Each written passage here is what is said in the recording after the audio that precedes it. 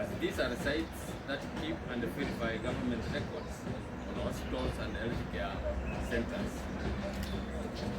This comes after revelations that hundreds of millions of shillings were dispersed to ghost facilities and non-operational health institutions across the country.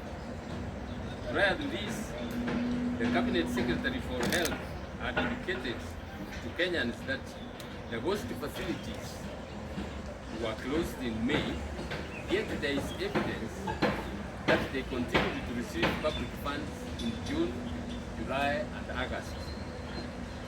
The question that remains in the minds of many Kenyans is this: how can such a brazen and persistent theft of public resources be normalized by the government and explained away as an oversight? How can the CS in charge of health and the management team at SHA continue to be in office after such exposure medicine and bring them to hospital for treatment? The hearts of Kenyans went dark with agony and despair long before these websites went dark. These are our mothers, fathers, children, and siblings suffering this needless cruelty from an irredeemably broken system.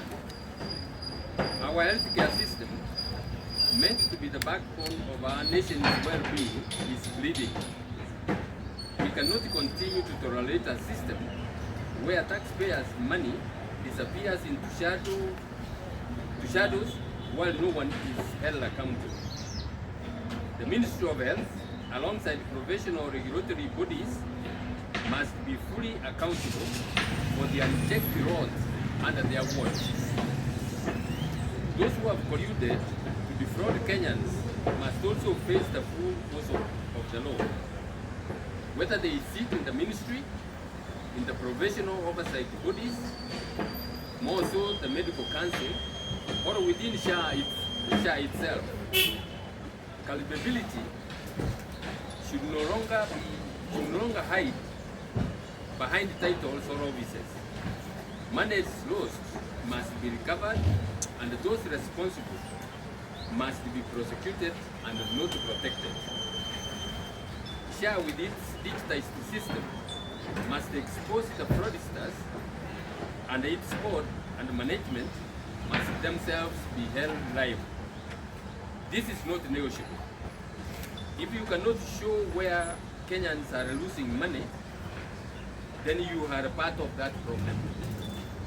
Kenyans need accountability and transparency on the scale of the theft and the corruption involving public funds meant for health services. Paying huge sums of money through SHA to ghost hospitals and fraudulently registered facilities, while really hospitals struggle and Kenyans suffer, is not a matter of negligence. It is a betrayal of the Kenyan people. In the circumstances, we call upon EACC to carry out investigations and prosecute all those involved. In the meantime, under Article 35 of the Constitution and the Access to Information Act 2016, we demand that the Ministry of Health, SHA, and the concerned authorities should make full disclosure of 1. How much has been collected from Kenyans through SHIF. 2. How much has been allocated by Parliament through the Primary Care Fund and the emergency, chronic and clinical illness fund. 3. How much has been disbursed under SHA. 4. The names of the hospitals or facilities to which those payments have been made, and how much has been paid to other service providers. This information must be made public. Every Kenyan has the right to know how their money is spent and who is accountable when it is stolen. We cannot fix this country by patching holes. We must reset, restore and rebuild this nation on the solid ground of accountability and justice. Under my leadership, this will not be just as laggard, it will be outstanding. Thank you very much, and may God bless you. I don't want to accuse them because I don't know whether they know, and I mean they also knew before this was made public. But you are right, in a way they should be vigilant, and this is not just coming from the media. Somebody must have known about it. All the same, it is their duty to investigate. They don't have to wait for anybody to direct them. Thank you very much. That is actually what is in the statement. That's what is in the statement. Those who are concerned, this money didn't just move from SHA or the ministry without anybody actioning that. And what we are asking EACC to do is, who are those involved and why has action not been taken, including action against the minister. The authorities concerned, they should know what to do about that. Yes. We'll take 2 more. Talking about corruption, what is your take on the ongoing conversation that was sparked by the president that is extortion and corruption among the MPs and senators in the National Assembly? What is your take? Why is it? I spoke about that yesterday and the day before. That is all a PR exercise, meant to hoodwink Kenyans. The EACC has powers to investigate those kind of crimes. All that the president is supposed to do is to disclose to EACC the raw intelligence information he has for them to investigate. He is under duty. He is under duty under the Constitution to have those people prosecuted. In fact, the whole back stops at his door.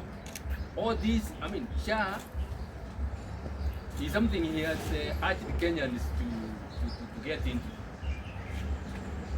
So he knows the whole system. So when all this is happening, this is not happening without his knowledge. So action must be taken. And that's what, in my view, the Kenyans are demanding. Let's take a close. This is usual. Yes. You are telling Kenyans to observe the Constitution and see how important it is. While you are writing that statement, this is happening. This is one of those huge misses, and there are very, very many of them. Last one. Before I ask my question, I'll start by appreciating you for this movement, and I would like to ask 2 questions. The first question is, what led you to leadership? The second question, what plans do you have for the youth who are the main factors in this system? Thank you very much. I have answered that quite a number of times. I have said that I was led into this because of the plunder, because of what is happening in the country, and the treatment, mainly the treatment that was given to the Gen Zs. And I've also been called upon by Kenyans to come up. So those factors put together drove me to this. Thank you very much.